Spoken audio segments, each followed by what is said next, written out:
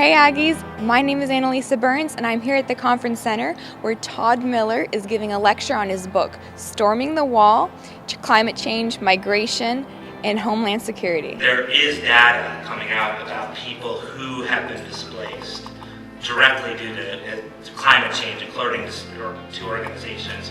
For example, the Internal Displacement Monitoring Center has statistics that between 2008 and 2015, 21.5 million people per year are being displaced due to climate-related hazards. I think, if I remember correctly, that's like one person displaced every 3 seconds. So several people have been displaced since we've sat here today. Hi, I'm here today with Todd Miller, author of the book. And Todd, would you mind telling us a little bit about this newly released book? The book is called Storming the Wall, and well, the subtitle is Climate Change, Migration, and Homeland Security. So it's basically looking at those three dynamics. Looking at those three dynamics that are often looked at separately, but looking at how they intersect and how they, as we proceed in the 21st century, how they might be one of the most significant dynamics that we'll face in the future. Would you say that one of them requires more attention immediately, and if so, which one would that be? I mean, the first thing I think of, obviously, is climate change. Climate change has been something that has been talked about actually since the late 1980s, when the climate scientist James Hansen stood in front of the U.S. Congress and said, you know, the greenhouse gases emissions that we're putting into the atmosphere is causing the warming of the globe, and we need to do something about it now. So here we are, more than 30 years later, and it looks like, oh my God, we're going into the globe is already warmed over 1 degree Celsius.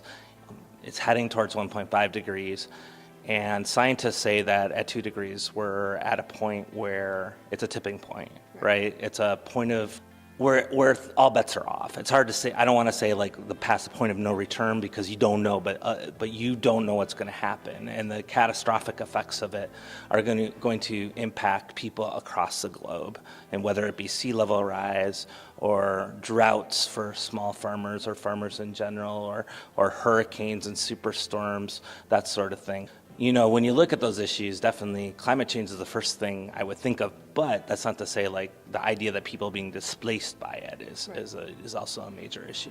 You described increasing border enforcement as a growing system of militarized divisions between the rich and the poor, the environmentally secure and the environmentally exposed. So can you elaborate a little bit on that concept for us, please? Countries like the United States or the European Union or even Australia are countries that are putting considerable amount of money into building not only walls, but putting high-tech technologies, hiring more border enforcement agents, border patrol agents. There's a number of issues at hand, right? There's economic issues, political issues, that sort of thing. But when you have increasing ecological issues and increasing like projections around ecological displacement, and you know what social scientists are saying, well, people in poorer countries are going to be impacted 5 times more than people in richer countries, but due to climate change, and you see these borders going up, then you very much, and in a very general sense, have this kind of division, and those sorts of divisions between, you know, the environmentally secure, you could put it, and the environmentally exposed.